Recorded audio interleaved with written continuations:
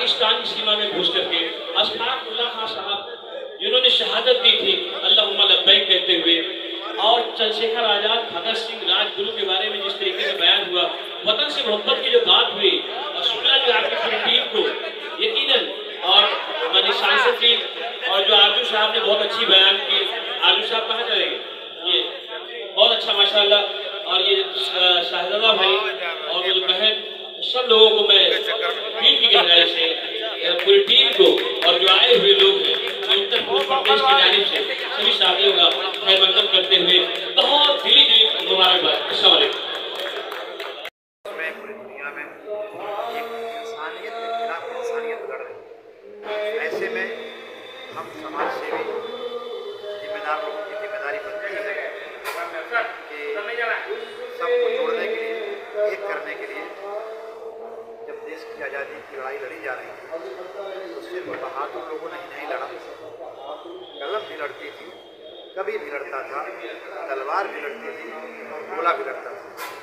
आज जब इस कगार पे खड़े हैं तो कवियों की, सामाजिक कार्यकर्ताओं की जिम्मेदारी है कि हम लोग मिलजुल करके इस बुराई को लड़ें ताकि आने वाले दिन में ये लड़ाई दूर हो और नया संदेश दे।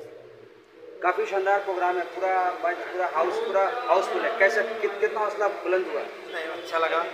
आज भी इससे यही लगता है कि लोग अच्छे लोग हैं और अच्छी बात पहुँचाने के लिए समय देने के तैयार हैं और अच्छी बात अच्छे लोगों तक पहुँचे। आप लोग के एक बुलावे पर यूपी से भी लोग आ गए, सांसद वगैरह सब आ गए, कितना हौसला बढ़ा आपको का? नहीं, सांसद जी तो वैसे भी दुनिया के और देश के बहुत प्यारे सांसद हैं और दुनिया जानती है, पूरा देश जानता है, अपने देश की जो सबसे बड़ी पार्लियामेंट है, जो पंचायत है, वो भी जानती है। तो हम लोगों से जाकर कहा कि सर आप आते तो बंगाल में या देश में नया अमन चैन कायम होता, तो इसी हमारे बुलाए को। आपका कवि सम्मेलन और मुशायरे ने दोनों धर्मों को एक ही माला से जोड़ दिया, कैसा महसूस हो रहा है? बहुत खुशी लग रही है कि, और इसमें आपका भी बड़ा सहयोग रहा कि आप लोग जो नहीं दूर तक पहुंच पाई, आपके माध्यम से और दूर तक पहुंच जाएगी, इसलिए आप लोग बहुत बड़ा हुआ। क्या संदेश देंगे इससे? जो हम आज सुन रहे हैं कविता के माध्यम से, यही संदेश है, इसको आप और दूर तक पहुँचाइए और इसको हम और भी बढ़ाना चाहेंगे और बढ़ाएंगे। काफ़ी शानदार और यादगार रहा। क्या आने वाले दिनों में और भी इस तरह का कार्य करेंगे? हाँ, पक्का, इससे अच्छा करेंगे इंशाअल्लाह ताला। आप दुआ और आपका प्यार रहेगा तो इससे अच्छा करेंगे। हमारे जो सरपरस्त हैं उन्होंने हमें कहा है कि इससे बड़ा प्रोग्राम हम कराएंगे और हमको खुशी होगी कि इसको हम प्रोग्राम। आपके जो साथी है, जो बंधुगण जिनका काफ़ी सहयोग रहा इस प्रोग्राम को सक्सेस करने में, उनके लिए क्या कहेंगे? उनका नाम लेना चाहिए? नहीं, हम उनका नाम नहीं लेना, क्योंकि नाम पे बड़ा फाउंडेशन है, तो हमारे बड़े भाई हैं और नाम के भूखे नहीं है, उनको नाम की बिल्कुल चाहत नहीं है, लेकिन काम का जुनून और काम की चाहत। चलिए, बहुत बहुत शुक्रिया। भी तैयार है और आग जिंदाबाद जिंदाबाद। और जो नौजवान यहाँ आकर ये सोच रहे हैं कि हम आए थे मुशायरा सुनने, गजल सुनने, महबूबाओं को याद करने, यहाँ आग की बात क्यों हो रही है, तो मुझे क्षमा कीजिएगा, लेकिन ये कमसिन सी कलियां, ये महकती हवाएं, ये कमसिन सी कलियां, ये महकती हवाएं, ये पायल की छमछम जो पास बुलाएं, ये रुखसार की लाली, ये जुल्फों के साए, ये कमर की लचकन, ये कुंजित सदाएं, ये मोहब्बत की बातें, ये महबूब की यादें, ये बुझते चरागों को बेशक हवा दें, इन्हीं की बदौलत है महफिल में रौनक, इन्हीं से वफा की अशरफी दमकती, इन्हीं से हिज्र की रातें हैं कटती, इन्हीं से जवानों की आंखें चमकती।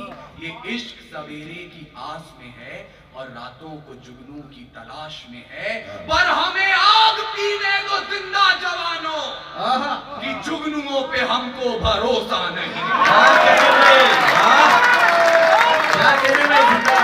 हमें आग पीने दो जिंदा जवानों, जुगनुओं पे हमको भरोसा नहीं है, और लड़े हैं सदा ही मशालों को लेके, अंधेरे को हमने भी कोसा नहीं है।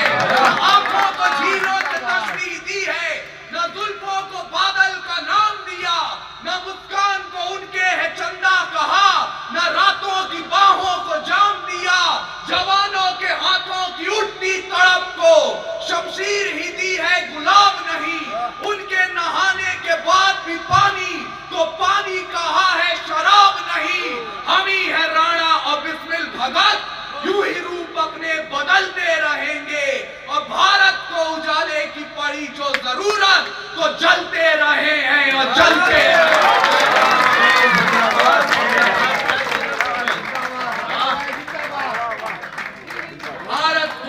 ये देश का पहला कवि जो मूछों पे ताव देके शायरी सुनाता है। हाँ, और ये जलते रहेंगे। जलने की आवश्यकता इसलिए है क्योंकि आग का भी दो काम होता है जी। एक वो जलती है तो घरों को तबाह करती है, और अगर मशाल बन जाए तो रात को रोशनी देती है। क्या कहने भाई, जिंदाबाद। तो जलना सीखिए। और ये कलम की लड़ाई, इस मंच की लड़ाई, यहाँ से बहुत से नाम लिए गए लेकिन मैं कोई नाम नहीं ले रहा हूं। इस मंच की लड़ाई किसी लीडर के खिलाफ नहीं है, किसी नेता के खिलाफ नहीं है, किसी पार्टी के खिलाफ नहीं है। इस मंच और इस कलम की लड़ाई है हालात के खिलाफ। वो हालात जो जब बिगड़ते हैं तो गोंडा से अदम गोंडवी बनकर बोलते हैं, उन्हें काजू प्लेट में विस्की गिलास में उतरा है रामराज विधायक निवास में। वो हालात जो जब बिगड़ते हैं तो लखनऊ से मुनव्वर राणा बनकर बोलते हैं कि दरबार में ओहदों की खातिर जब पैरों पे अना गिर जाती है, कौमों के सर झुक जाते हैं, चकरा के हया गिर जाती है। अब तक तो हमारी आंखों ने बस दो ही तमाशे देखे हैं, या कौम के रहबर गिरते हैं या लोकसभा गिर जाती है। वो हालात जो जब बिगड़ते हैं, जिंदाबाद वो हालात जो जब बिगड़ते हैं तो इंदौर से राहत इंदौरी बनकर बोलते हैं, उन्हें सूरज के घराने में रखा जाता है, हमें आखिरी खाने में रखा जाता है। जालिम को एजाज दिए जाते हैं, मजलूम को थाने में रखा जाता है।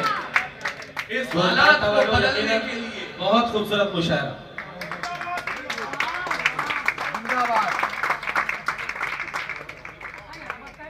आपका मकसद पुराना है मगर खंजर नया, मेरी मजबूरी है मैं लाऊं कहां से सर नया। प्यार की बातें हुआ करती थी गजलों में कभी,